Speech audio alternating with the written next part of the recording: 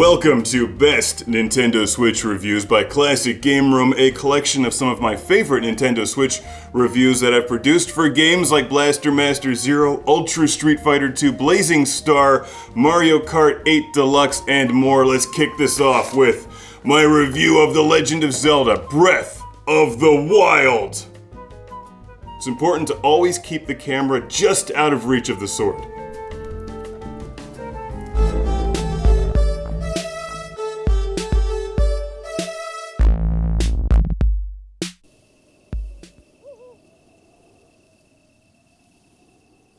It's beautiful, it's serene, it's majestic. Wait for it. Wait for it. It's also awesome. This is The Legend of Zelda: Breath of the Wild for the Nintendo Switch, which is, as of this recording, my favorite game on the Nintendo Switch. It's great. This is the first Zelda game that I've played in many years.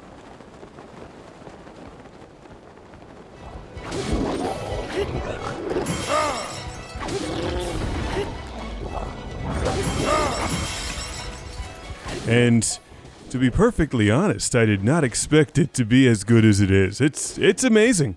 It's as good as everyone says it is, which makes it tough to review. I mean, what can I say that someone else probably hasn't already said?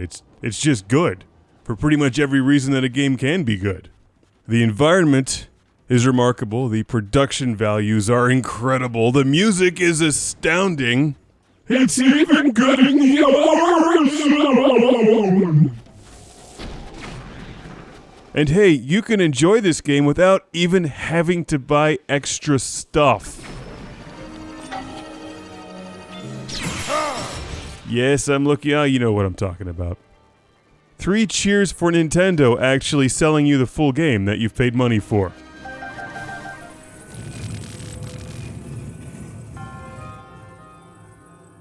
Ah, here we go. The shrines, where you complete these puzzles and earn hearts. Thankfully, my kids are smarter than me, so they did all the work here. My specialty is in killing everything that moves, lighting stuff on fire, and trampling things with horses. I'm really good at that.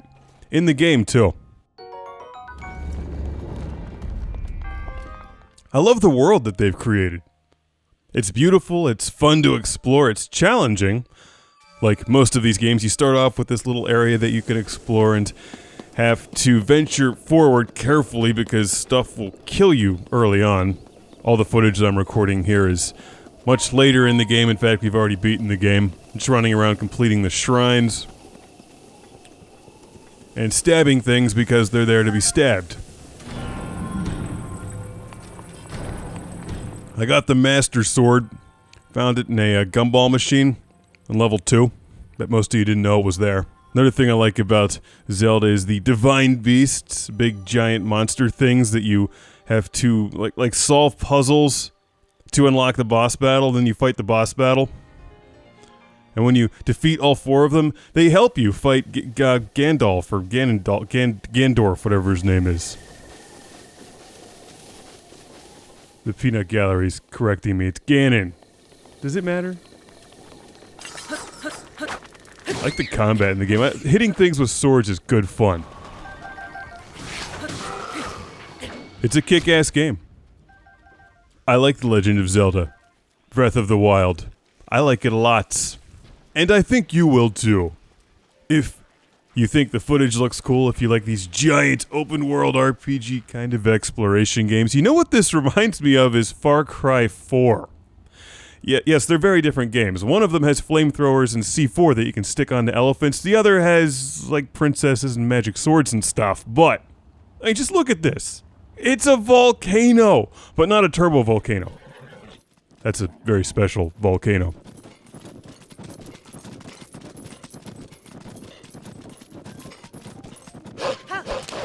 Anyway, in short, there's so much to cover in this game, it's impossible to fit it all into a 5-minute review, but The Legend of Zelda: Breath of the Wild lives up to the hype. It's as good as everyone says it is, if not better. I don't even like these kinds of games, and I loved The Legend of Zelda Breath of the Wild. I thought the shrines were really well done, and I hate puzzles. The boss battles were a lot of fun, and I usually don't even like boss battles. I like the exploration part, and I love the world that they created. It's wonderful. It's the best open world I've seen since Vice City. I mean, it's not as good as Vice City, but it doesn't have tanks and flock of seagulls. So, thanks for watching. And I still haven't recorded the new Lord Carnage Club yet, so thanks again to Tiago Pereira dos Santos Silva from Porto, Portugal. And thanks to Link for diving into lava when I pushed the button telling him to do so.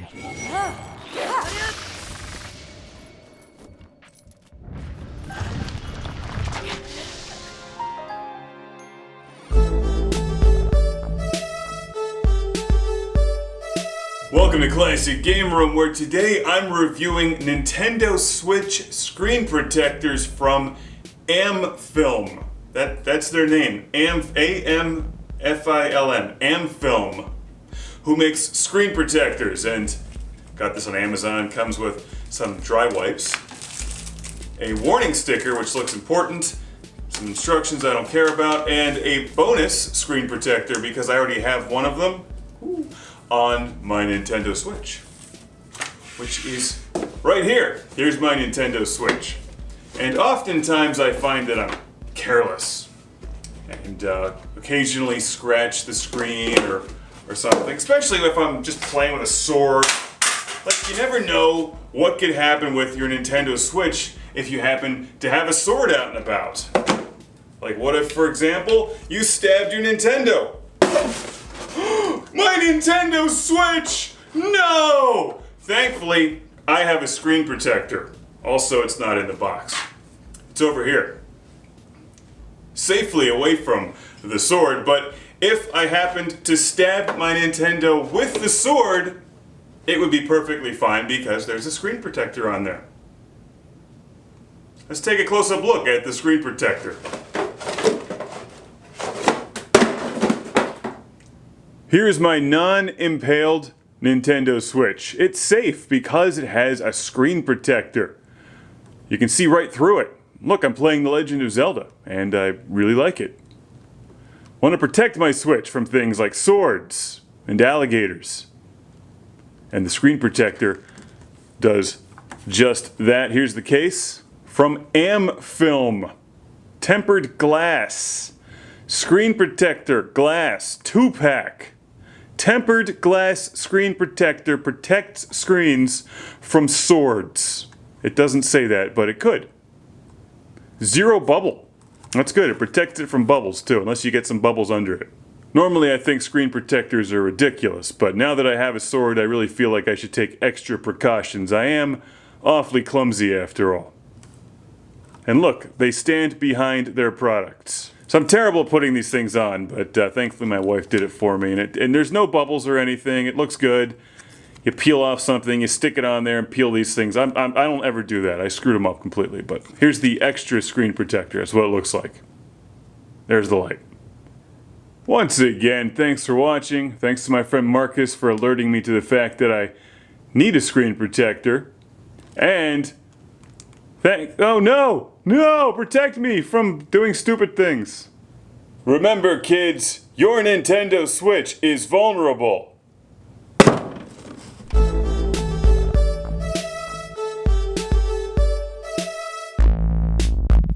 Ultra Street Fighter 2! The Final Challengers! What better way to celebrate the launch of Nintendo's brand new video game console than by playing the best fighting game from the early 90s. That's right. Who's up for a game of Pit Fighter on the Sega Genesis? You know why Pit Fighter is a better fighting game than Street Fighter 2? Because back in the early 90s, you could actually get on the Pit Fighter machine. There was always a line for Street Fighter 2. Every time I wanted to play Street Fighter 2, I had to wait in line. And I hate waiting in lines. I can't stand it. But nobody was in line to play Pit Fighter, probably because no one else understood how awesome that game was, and how awesome it still is, because every time I play Pit Fighter, it reminds me of Lionheart, starring Jean-Claude Van Damme, and that's a very underrated, very good movie, Lionheart. Go watch that one if you haven't seen it already. Go pick up the VHS tape. Lionheart. It's spelled like it sounds. Street Fighter 2 is probably my all-time favorite fighting game, so I'm thrilled to see that it gets released on the Switch, and as you can see, it's a nice-looking version of Street Fighter 2.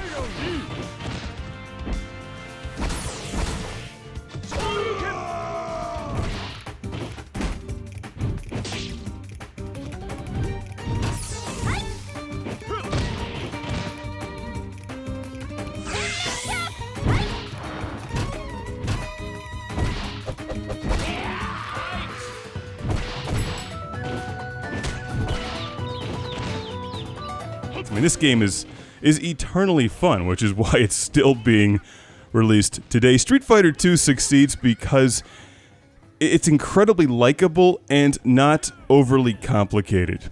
It's a pretty basic game, and this is a very bare-bones release. Actually, if anything, I'm a little bit disappointed that there's not more special features in this one.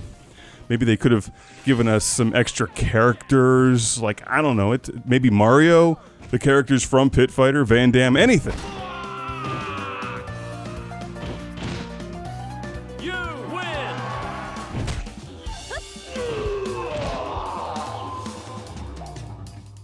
As you can see, you can change the colors on your characters. Ever want to play Green Chun-Li? That's right, it's like Gamora, except with a lightning kick. Fight!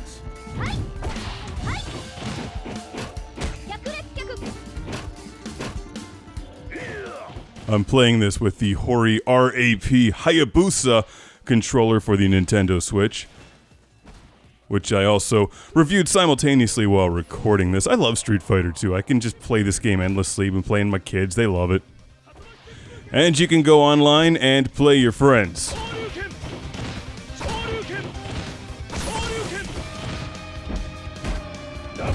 There's really nothing too complicated here. It's actually one of the less expensive Switch releases, at least as of this recording.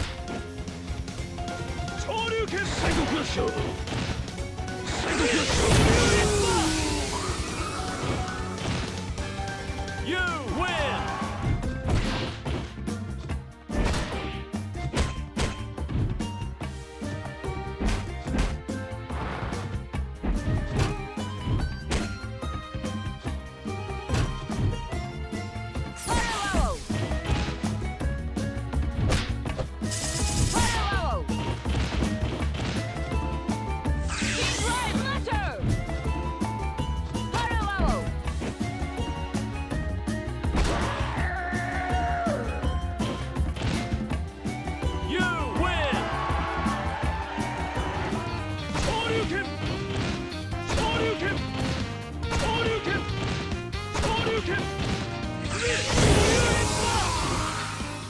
This game kind of plays weird with the stock Switch controllers. Like, if you're not used to it, it's really hard to use the thumbsticks or the buttons. So that's why I really like that Hori fighting stick, although it's pretty much overkill if this is your only fighting game. But if this is in your collection, my guess is that you have plans to buy some other Switch fighting games in the future. The visual quality is, as you see, excellent. Music sounds good. Plenty of options, multiple difficulty settings. It's a pretty bare-bones release. But it's Street Fighter 2. And if you dropped money on a Switch and you want a kick-ass fighting game to play against your friends, you can't go wrong with this one. Unless someone's down for playing Pit Fighter, which is obviously better, because it's Pit Fighter.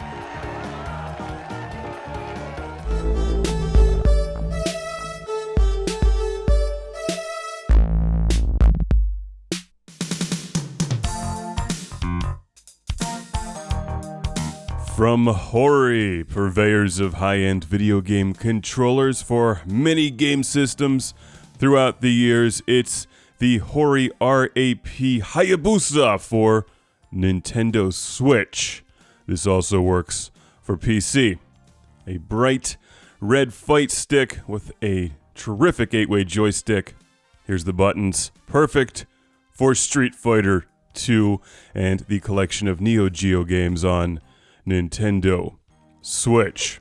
This is a lot of controller for the Switch, considering there's only a couple fighting games at the moment, but I picked this up because I'm a huge fan of the Hori fight sticks. I have the Hori Deluxe, which is like the same thing except twice as big. And I actually find this to be a really nice size. It works well on the table. It works well playing Street Fighter 2, just sitting in your lap. There's just nothing quite like the look and feel of one of these big Hori fight sticks. Previously, I reviewed the Hori wired gamepad for the Switch, and that's a nice controller too. That's a better all-purpose controller for games like Zelda and Mario Kart and whatnot. This one is for fighting games and arcade games, and it is as good as it looks. It's a great-looking controller.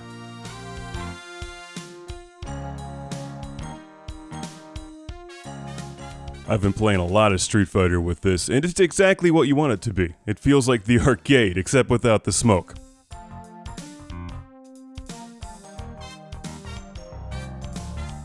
You'll be seeing this one in my upcoming 2017 release, Ultra Massive Nintendo Switch Collector's Review Guide. In fact, it may even end up on the cover. There's the Switch buttons on the side of it. They sort of hide them there. And like the Hori Deluxe that I have for PlayStation 4 and PlayStation 3, the wire, the USB cable is hidden in the back.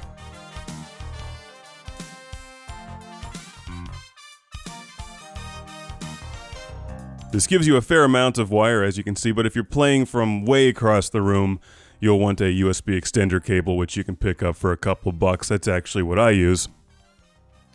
So, to repeat, this is not a wireless controller. And that means there's no batteries, so that's a good thing.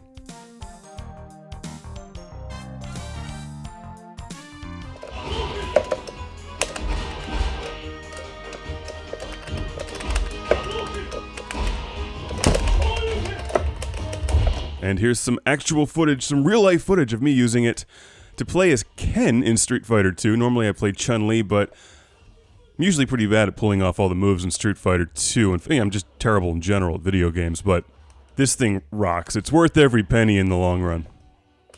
And it makes a great showpiece.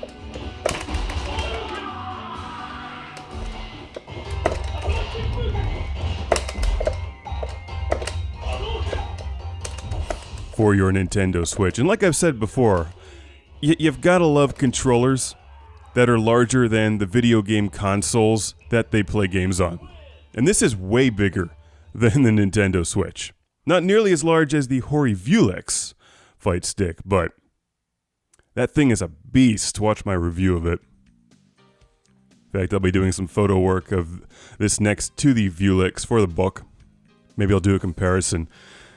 RAP Hayabusa versus RAP Deluxe, pretty much the same components as far as I can tell. The buttons on this have a textured surface, which I actually like, but I also like the buttons on the Deluxe, so it's a win-win situation. Both of these controllers will bankrupt you, but if you're buying games for the Switch, you should be used to that anyway. Here's my copy of Ultra Street Fighter 2. Which I just love this game, and I think it's hilarious that the Switch, like this brand new Nintendo game system, has Street Fighter 2. That just shows how good Street Fighter 2 is that Capcom chose to release that as one of their titles for the Switch. Just a great game, and a great controller from Hori, the Real Arcade Pro. Hayabusa! Bright red awesomeness.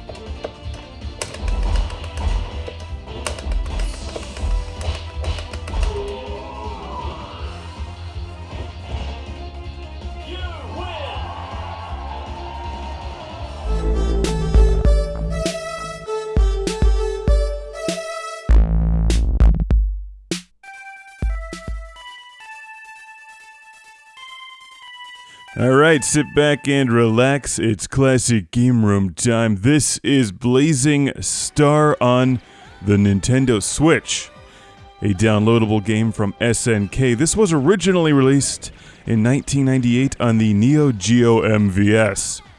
Horizontal scrolling spaceship shooter, the sequel to another incredible game on the Neo Geo, Polestar.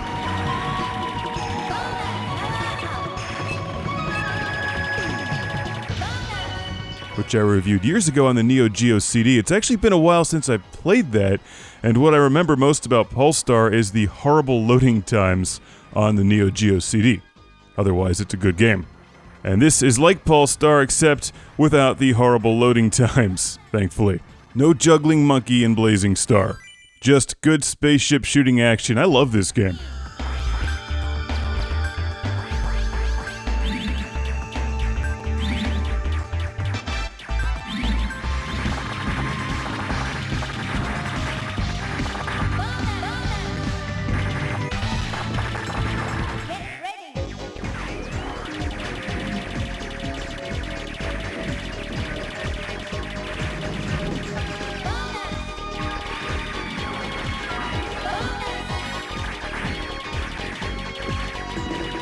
It looks good, the pacing is right, the challenge is perfect, and it's tons of fun. Makes a great Nintendo Switch game.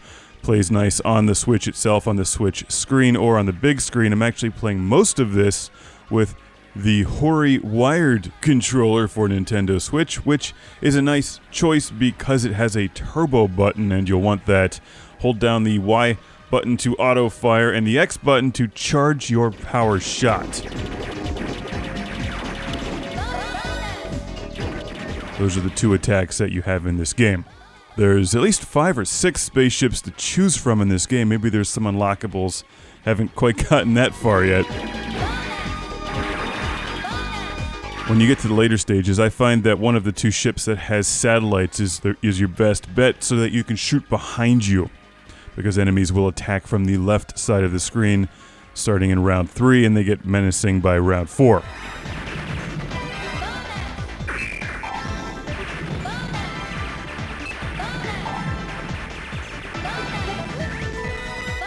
The ships vary in speed and firepower as well, and your choice of spacecraft directly influences your scoring ability because of the multiplier in this game. Now, you can play Blazing Star in 2 different ways. There's an arcade risk versus reward element here. You can play it safe and choose the most powerful spaceship and just blow up everything. Or you can be crazy and pick the weakest ship, which is capable of scoring the highest multiplier for big points. The third ship, the one that looks like it shoots the powerful blue laser, they're actually not very powerful, but it has like a laser sword in the front that you can use to smash through enemies and really rack up a huge multiplier. But it sucks for boss battles. I think the ship that fires the green laser is the most powerful, but it's the most difficult to chain multipliers together. A pretty cool element in this game if you ask me. I've actually gotten my highest score with that ship that has like the laser sword, but I've gotten the furthest in the game with the one that has the huge R-type thing in the front because it gives you a good bit of defense. And also has satellites that you can turn behind you. I find this one to be a lot more fun and fast and fluid than R-Type. Very similar to Polestar, obviously. If you like a good side-scrolling spaceship shooter, I think you're going to love this. It's one of the best buys on the Nintendo Switch. I'm biased. I love these games. I love the Neo Geo. This one plays really well. It's bright, it's colorful. It's not that expensive. Highly, highly, highly recommended.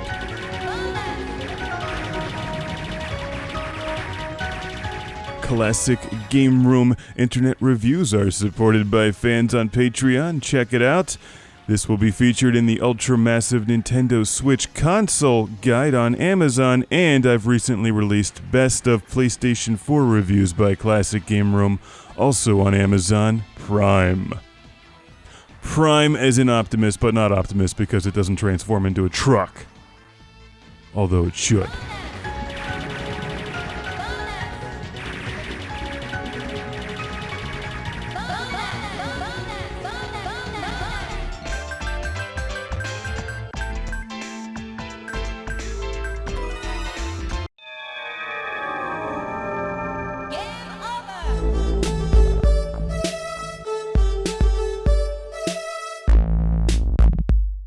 Welcome to Classic Game Room for the review of Mario Kart 8 Deluxe. I love anything with the word deluxe in it, and this is a great game. In fact, I'm going to do the unthinkable on this show.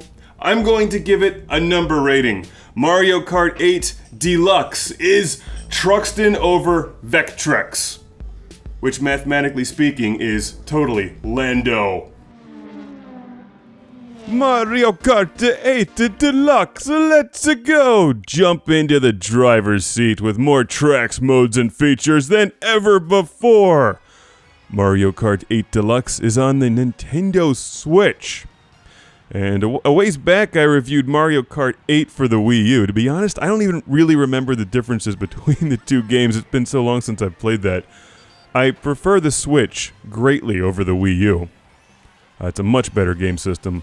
Far more fun to play. It's easier to hook up. I don't have those stupid wires hanging all over the place. And we've been enjoying it as a family of clones for many evenings. Everyone loves the game. I'm playing here in the 4-player mode on the bottom left, by the way. This one works with the Pac-Man amiibo and gives me a sweet Pac-Man helmet. And of course, Mario Kart 8 Deluxe has wonderful online multiplayer where I'm playing some strangers and my friend Marcus, who's Saber Wolf. Apparently he has over 6,000 now on his ranking, and of course I'm going to crush him in this video because it's my video and I have control of the editing. There he is in front of me, Marcus, Mr. Saber Wolf. Great online multiplayer. I mean, they just get everything right with this game. It's the best Mario Kart to date. I mean, it's different than the original one. I still like the challenge from the original one where you pick up the coins and you need more coins to go faster. In this one, you collect the coins and unlock vehicle customization options. It just plays so perfectly well. The tracks are great. There's a lot of them. There's a lot of tracks in this game. Quite a few. And like Mario Kart 8, it'll tell you which game they're from. I guess this also includes the DLC from the previous game. I'm looking on the back of the packaging. See, I just don't remember the previous game. I think I've blocked the Wii U from my mind. There's a new battle mode in this one, which the kids like, but I couldn't possibly care less about. I think it's a great feature that you can hold 2 items at once for double the firepower, and it just plays well and looks good. It's Mario Kart 8 Deluxe. What else can I say except Nintendo, please don't pull my ads from this video. I actually like your game. I like this Switch. Don't pull the ads. If they do, buy one of my books. Offset the loss. That's how that works. Love the internet now. It's great. This game is great, and that's actually not sarcasm. It's just awesome. I've spent hours playing this. I think it plays well with any of the control setups, whether you're playing it on the Switch screen itself with the Joy-Cons, or whether you're playing this with the Switch Pro controller, or the Hori wired controller, which I've also been using. In fact, I'm using that in most of this review. When I play with the family, I always end up getting the wired controller so I don't yell at anybody else for pulling the Switch off the table. I'll take responsibility for my being clumsy. And here's me passing Marcus in a race, which happened frequently. I shot him with one of the shells and zoomed by him. Almost got first place, but somebody else apparently had some hidden magic super speed there and shot past me at the end and then drops a shell on me here, which... it's a good move. I love doing that to people, actually. I love doing that to children and hearing them cry. And there you can see Marcus Saber Wolf is number 4 and CGR is number 2. Even though I should have been number 1. But for all I know, I was actually racing Truxton. The undefeatable game. If you have a Nintendo Switch, odds are you probably already have this game. For some reason you don't and you've enjoyed any of the other Mario Kart games, get it at once. It will not disappoint. There's just so much in here. So many tracks, so many different tournaments. There's the 50cc, 100, 150, and even a 200 for super speed and super challenge. It plays smoothly and like the Zelda game and anything else I've played on the Switch, I'm impressed. I like it. What makes this game great is everything. I was a big fan of Mario Kart 8 on the Wii U, but I like the Switch more than the Wii U, so naturally I like this better. It looks really nice, great 4-player gameplay, perfect online multiplayer. Jump into the driver's seat with more tracks, modes, and features than ever before, because it's Deluxe. duke it out with a new and improved battle mode. Not my favorite feature in the game, but the kids love the battle mode. And there's new faces like the Splatoon characters. I mean, you could use more Vectrex, but really what couldn't? Let's get back to some 4-player gameplay. Once again, I'm on the bottom left, driving using my son's Kirby amiibo in this one to unlock a Kirby outfit. It's pretty clever how you use the amiibos and touch them to the right Joy-Con. And oh, this track is awesome. I love this one. This is this super short track. Playing it online here. It's like a roll of the dice on this one. You just basically collect as many power-ups as possible and just shoot everyone and hope to not get in last. But it's a great game. I'm just so impressed with this one. And it's a good starter game for the Switch. This one and Zelda, two great games to start your Switch collection. And once again, I finished in front of Saberwolf. Nice try, Marcus. Work a little harder next time.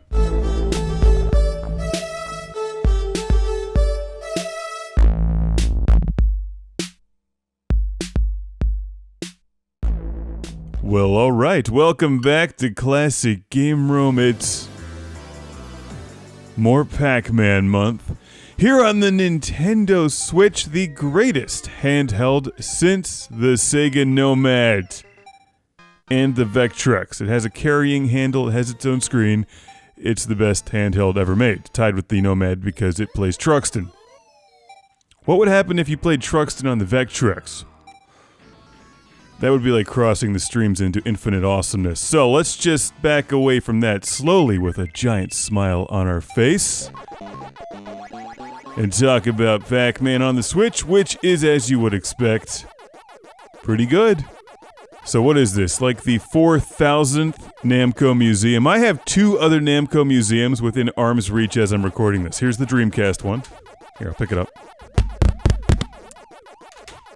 Could you feel that? It's still thinking about Pac-Man, and the GameCube one is over there, but I don't have the case, so it's going to sound way wimpier. Here.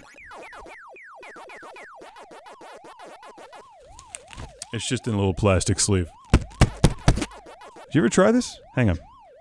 Dreamcast? That hits the mic with authority.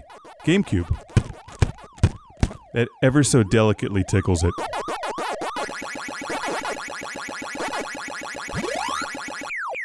Anyway, where was I?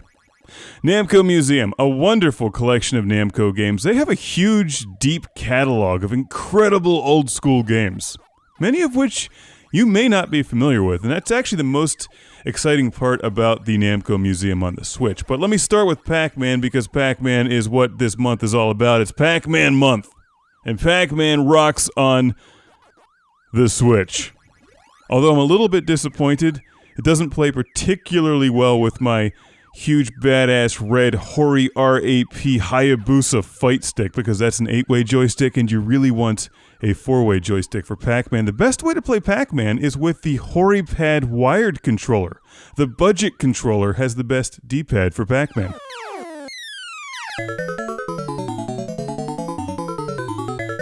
Hey, it's Galaga. Anyone feel like war games?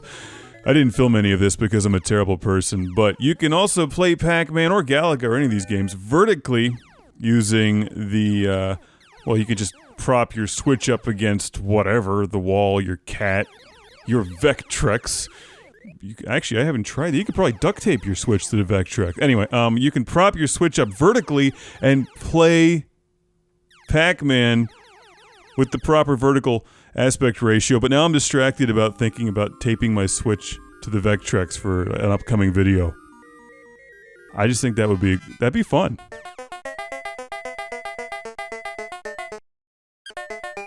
Because technically you could play Pac-Man and Clean Sweep at the same time.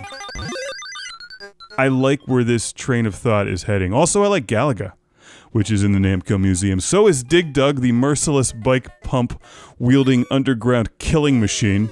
I was happy to see Dig Dug get some serious attention in Stranger Things 2, which was like the most delightful Aliens parody ever. I approve.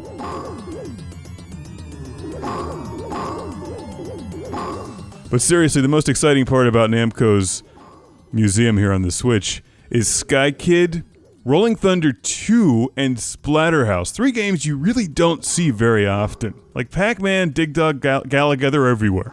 And any of the like post-PlayStation era Namco museums have a perfectly good version of Pac-Man. Of course, I'm going to play them all because I'm a sucker for Pac-Man, and I played them all for my Pac-Man Collector's Guide, a definitive review on Amazon. That's right, when people steal this video, it's still an advertisement for my book, so awesome. Pac-Man Collector's Guide, a definitive review. Or I do recommend the Switch version highly.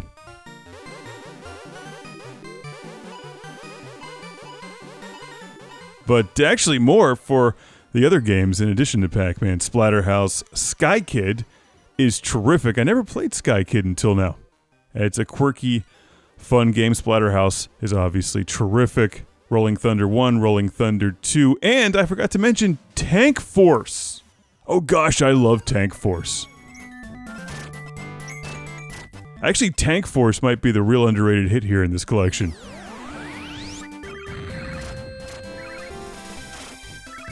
So, 11 games for one relatively high price on the Nintendo Switch. It's not a cheap game system. Actually, the SNK games aren't too bad, the Neo Geo games. Z-Blade is a lot of fun, but it has relatively little in common with Pac-Man. Actually, that's not entirely true. They're both. Yeah, see, I'm on a writing kick this year, so they're both in my Classic Game Room's Nintendo Switch Collector's Review Guide. This is one of my highly recommended games. It's like Zelda, Z-Blade, Namco Museum, and Street Fighter 2, and a bunch of other ones. Anyway, that's also on Amazon. Back to Pac-Man. If you like Pac-Man, you should at least have 4 or 5 copies of it in case you want to play it 4 or 5 times in one night and have it be slightly different each time. Namco Museum on Nintendo Switch is highly recommended, although I do miss Xevious. I feel like every Namco collection should have Xevious. Like, I've only got about 10 versions of Xevious. What if I want one more? Namco! What am I to do? I've got the arcade game. Got it on Atari 7800. I have Famicom. I've got NES. PC Engine. Got like 2 versions on PlayStation. I was actually thinking the other day what my next collector's guide's gonna be. It might be a tie between Frogger and Xevious. Has anyone ever combined those 2 games? Frogger x Xevious? That would be amazing. Can the spaceship jump across logs, and can Frogger bring down spaceships? Someone needs to make this happen. Until then, there's always the Namco Museum on Nintendo Switch. Enjoy it. Check out my books, Pac-Man Collector's Guide, a definitive review, and Classic Game Room's Nintendo Switch Collector's Review Guide. A very lighthearted look at the Switch, which I like.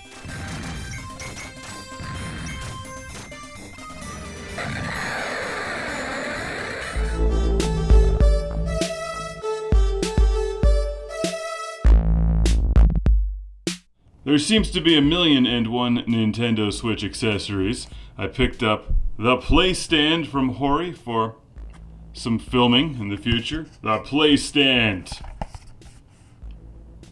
An officially licensed Nintendo product that allows you to play with the charge cable connected, play while charging at the perfect angle. Now you could also use a stack of old socks to do the same thing, but this smells better. The Playstand. Replace those old socks with a product from Hori. Does Hori make socks? They should. They probably have very nice socks. How do I use this thing? Alright, let's open it up.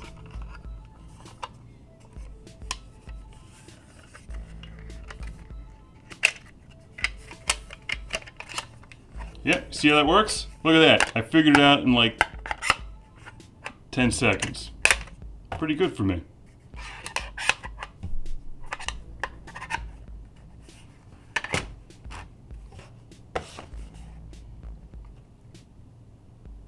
It's official. It's the Playstand. Now, here's my Nintendo Switch in my handy little travel case. Let's open it up, put it on the Playstand, and make sure that we can charge the Switch while playing games on it at the perfect angle. You can also put RoboCop on the Playstand. How come they don't use that for marketing? It's like the RoboCop chair, where he flips out and they feed him baby food and stuff. Stay out of trouble. Oh. Here we go. It's the Namco Museum. All right. I'm writing one of my collector's books on Pac-Man, so I need to review like every Pac-Man that I own, which is quite a few apparently. Now, here's one of the problems with the Nintendo Switch base. You put your Switch in there. It covers up the screen. You can only see like this much of it. It doesn't work very well. Now, you're supposed to use this to plug it into your television, but what if you don't have a television handy? Well, let's take it and put it over here. Whoa, look at that. What we'll do is we'll take off the controllers here. One of the features that I actually really like about the Switch. Very clever. And we'll put them into their little controller dock. Alright, now check this out. There we go. Watch this. We'll remove the Switch for just a moment and grab the charging cable here. We're going to take the charging cable and run it through the little slot there. And then you can run it through this little slot up here in the front. Plug your Nintendo Switch into it. And dock your Switch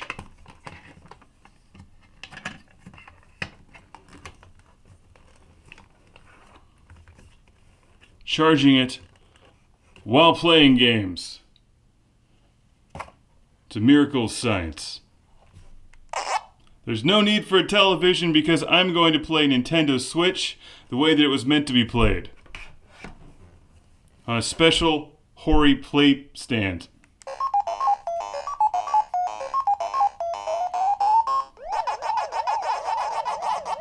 With the Hori Playstand, you can play Pac-Man and other Nintendo Switch games with your friends.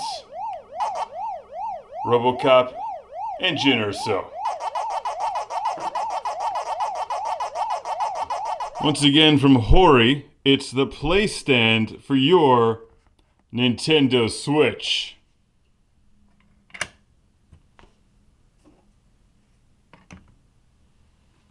Stay out of trouble. I know they marketed this as a Nintendo Switch Playstand, but you can use it for so much more, and my friend Daniel from Tucson, Arizona sent the show the R-Zone edition RoboCop. RoboCop trapped in the R-Zone. Thank you, Daniel. And I have an idea of what would actually make an even better stand for Nintendo Switch. You want to see it? Now, it's going to cost a bit more, but I think in the end it'll be worth it. So, is everyone ready? What better way to enjoy Pac-Man on the Nintendo Switch than when the Nintendo Switch is on Pac-Man? This is the best stand.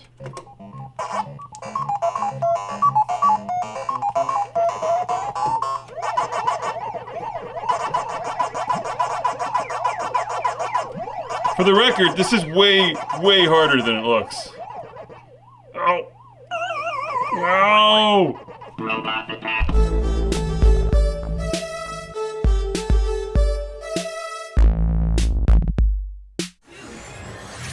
You just gotta believe in your Pokemon and give it your very best.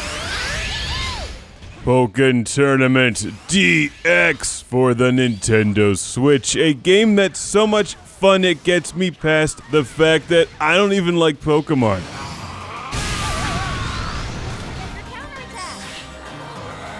They should replace these things with Battle Beasts. Anyone? Battle Beasts? How about Muscles? They were cool. But more people like Pokemon. I actually bought this game for my son and he loves it. And, you know, while he wasn't looking, I started playing it and I'm like, hey, this is actually really fun. I like Pokken Tournament DX. However you pronounce it. He actually beat me at it, but I would say I let him win, except I actually didn't. I'm just incompetent. Still only half full.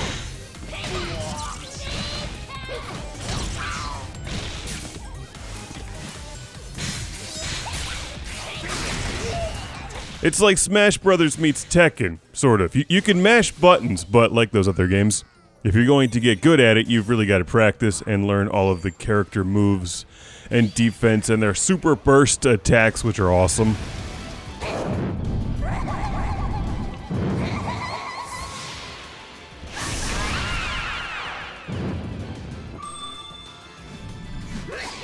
The fact is, regardless of what you think of Pokemon, this is a great fighting game that's easy to dive into, but difficult to master. It's a fun single-player game with a tournament mode, actually a whole bunch of different modes. And you can play multiplayer or even local multiplayer, battle your friends. Make your kids cry. It's Pokemon. Or is it? This is very badass for Pokemon.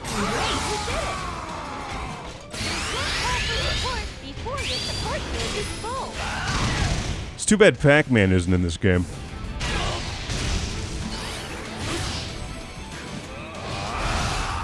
Visually, I think it looks great. I've been so impressed with these Switch games from Nintendo.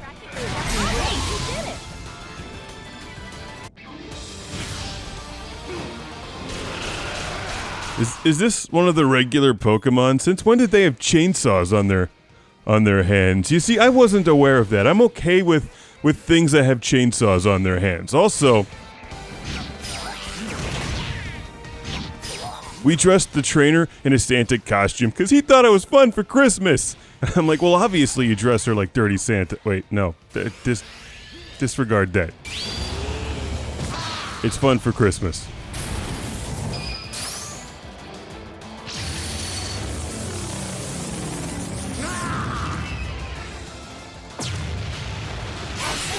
Thankfully, you can disable that feature. I still haven't figured out what my favorite character in the game is. I kind of liked the chandelier that shoots lasers or whatever, but after playing more, I actually enjoyed the characters that play like Tekken characters. Like the real, like fighting game characters. But it's kind of hard to go wrong with Pikachu Libre.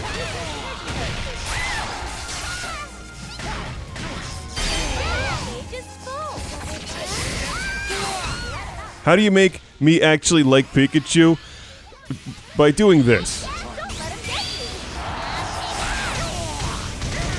Also putting chainsaws on his hands. That would help. And like a Santa costume. Because it's fun for Christmas!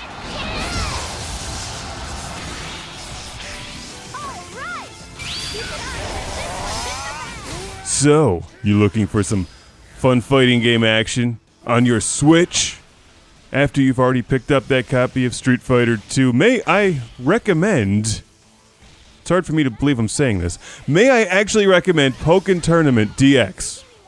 A Pokemon fighting game that rocks. Plays so well on the Switch also. It's got a nice control scheme. I like the two-phase battle thing where you run around at first and then it goes into like a normal fighting game mode. And basically... you just mash buttons until explodey things happen, or, well, at least that's how I play the game. The more time you spend, the more you'll understand the subtleties and the complexities. There's actually more depth in Pokken Tournament DX than it first appears. Fill up your little synergy bar there on the bottom left or whatever, and then unleash a super burst attack, which does some super damage.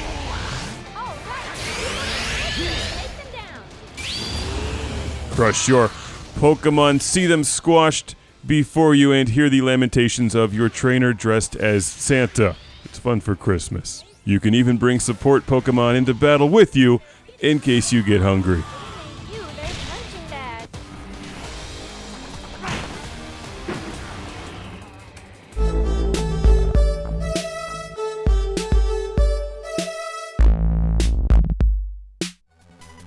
Enter a young man named Jason Frudnick, known for being a science genius with great hair, who discovers a special frog that jumps into a ground wormhole. He chases after it and discovers a tank just waiting for him with the keys in the ignition. It's the realism that makes this game good. Blaster Master Zero. Does this music sound familiar?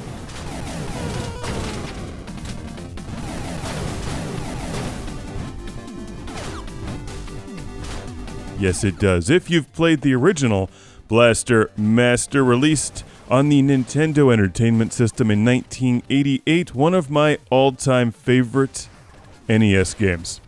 In fact, I think Blaster Master may rank up there with like one of my all-time 10 video game experiences, period.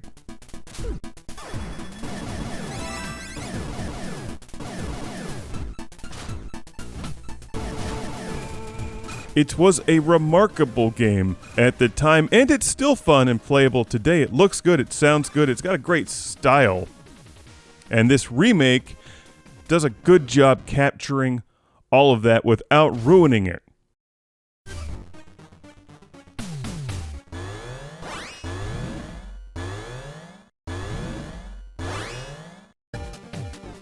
In fact, I would say they actually improved in one area, which is there's finally save points. The original game really needed that. It's a long game. Blaster Master is a long game. There's no way to continue, and it's tough. So you'd play for like 8 hours and then die, or like the power would go out, or the dog would kick out the power cord or something.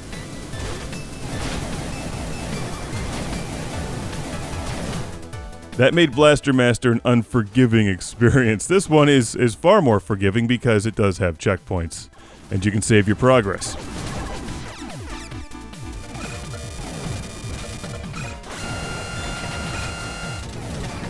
Conceptually, this is pretty much identical. You drive this super underground tank called Sophia 3, which is an awesome vehicle, by the way. I love the wheels. And it's like a Metroidvania adventure. You start out weak, and you can only go so far until you defeat a boss and then unlock this thing that makes Sophia more powerful. So then suddenly you can shoot down certain barriers, and then you can start to hover, and then you can swim.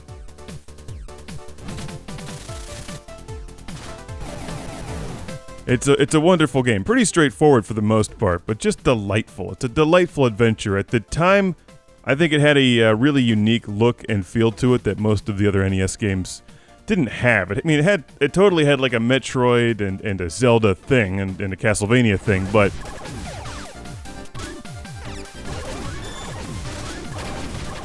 those games didn't have cool super future tanks and scenes where you could hop out of your tank and then go explore dungeons. That's one of the cool things about this game. Or at least it was originally. Now a lot of games do this, obviously. But at the time, you could hop out of your tank, and then it went to this top-down perspective where you explored caverns or whatever and fought boss battles. Very innovative, if you ask me. Blaster Master Zero does a great job just capturing the spirit of the original game. It looks very similar. And obviously, I'm playing this on the Nintendo Switch, which here at the end of 2017 has a pretty awesome game lineup. Including this one. I think this is actually the first game that I bought for my Switch. Now, those who play the original may actually remember this scene. In fact, at times I actually remembered where to go from playing the original.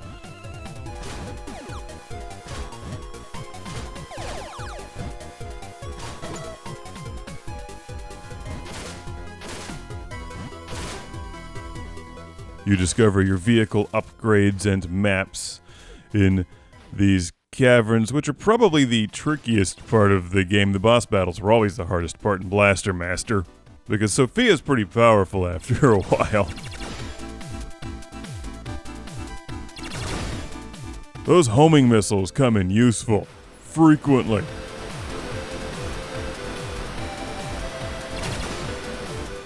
I don't always care for the retro remake style, but Blaster Master does it right. It's not offensive.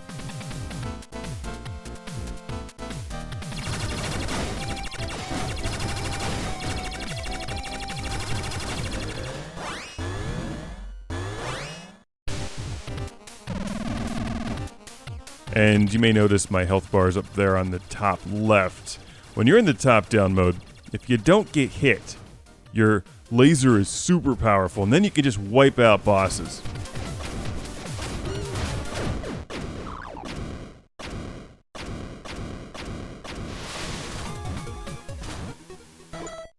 But when you start to take damage, your laser suddenly becomes far less powerful, and then it gets way harder, of course.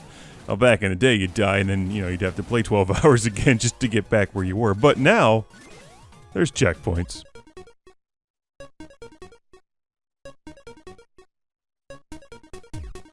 This is an affordable, downloadable game for your Nintendo Switch, and I definitely recommend it. It's fun, it's cheerful, even if you've never played the original. I have to imagine that you would like Blaster Master. The first game was always the best, and this basically just remakes it, so you're getting the original experience, but without having to blow on the NES cartridge to make it work. And of course it's portable. The controls are good too. Look, it's Starfy, sort of. Not really. Starfy doesn't have a tank either. Sure, Zelda and Super Mario Odyssey may get most of the attention on the Switch, but there's a lot of great Neo Geo games and old school style games on there as well. Very happy with that. And obviously very happy with this. And I love how the enemies just wash along with the current and die on the spikes. Nice touch.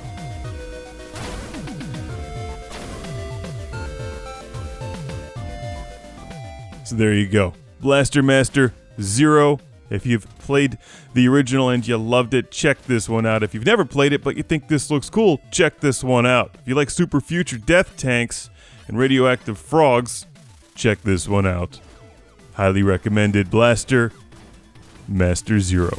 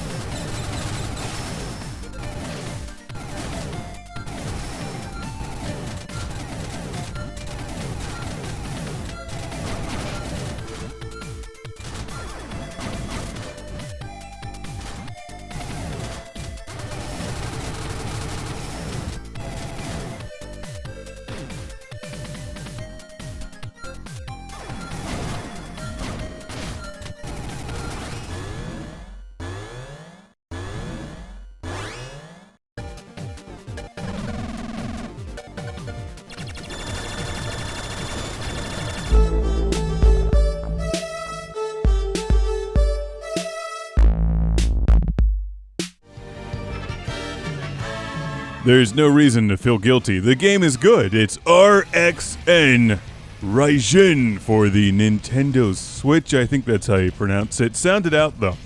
RXN. What do you get? RXN. RXN. What's that sound like? RXN. Qbert? Moon Patrol. No, another game. Truxton! This game has a little bit in common with Truxton. It's a vertical scrolling spaceship shooter, sort of. This is like a boss rush. And a lot of fun. Very stylish, very colorful, very difficult until you kind of figure it out.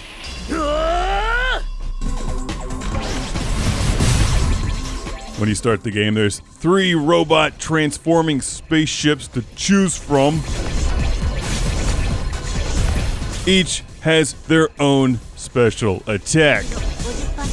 Get to know your ships because, well, they're important. This is a very compartmentalized game. The levels are short. You fly through them, do what you gotta do, and you're scored. And then your robot transforming spaceship thing levels up.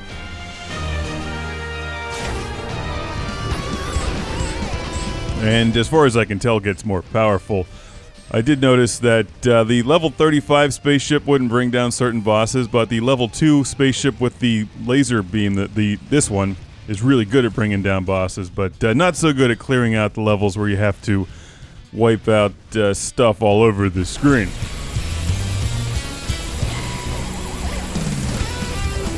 Like Raiden 5 and a bunch of other games, there's a storyline playing along with the game that you can easily ignore, because these games really don't need storylines. It's eye candy, the music is nice, and the Switch is getting a nice selection of spaceship games these days. It's got the Neo Geo games like Pulsar, Blazing Star, Strikers 1945, and RXN. Hopefully it gets Truxton, and Truxton 2, and Truxton 3, which will hopefully be made soon. RXN 101. 次のエリア。 After each level you're scored, you get a bonus if you don't take any damage, which starts to get pretty hard quickly. Some of the boss battles are nuts.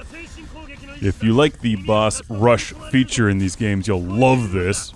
I tend to prefer the spaceship games with longer levels, but the more time I spent playing this one, the more I enjoyed it.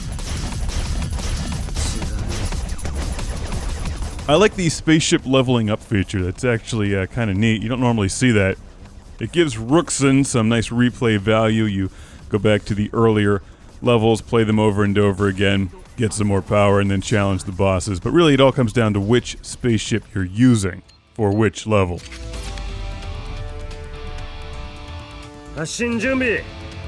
Yes, what he said.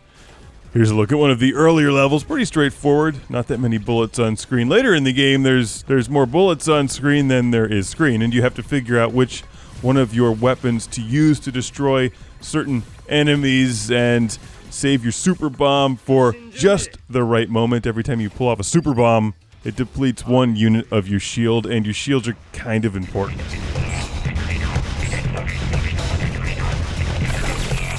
The weapons, as you see there on the bottom right, correspond to each button on your Switch controller. Each of the spaceships has 3 different weapons. The laser shot is best for boss battles, but pretty much useless for other parts of the game where you have to eliminate large quantities of enemies. I love this background. And I'm so happy that I discovered this game. Ask for it by name in the eShop. RXN.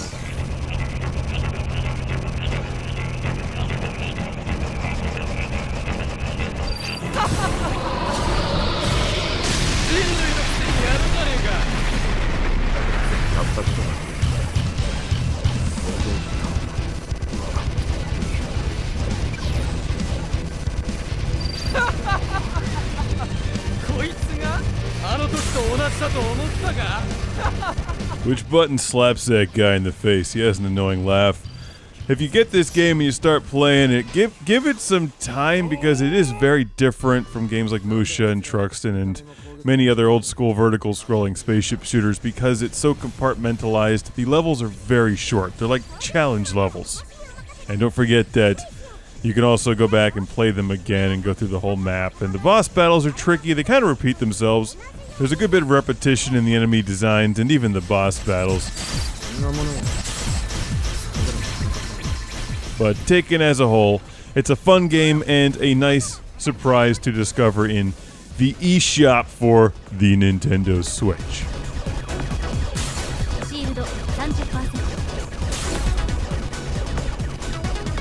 This one definitely has some cool effect. After you take a lot of damage, the screen starts to get all weird. And I imagine there's still a bit more to it. Even after several hours, I'm still learning quite a bit about RXN. Truxton versus Battletoads.